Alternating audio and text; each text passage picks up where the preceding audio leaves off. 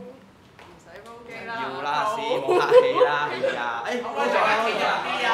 今日係咩日子啊？清一明。你好在唔係講清明節啫。清明嘅後兩日咯。清明節嘅後兩日係阿詩嘅生日。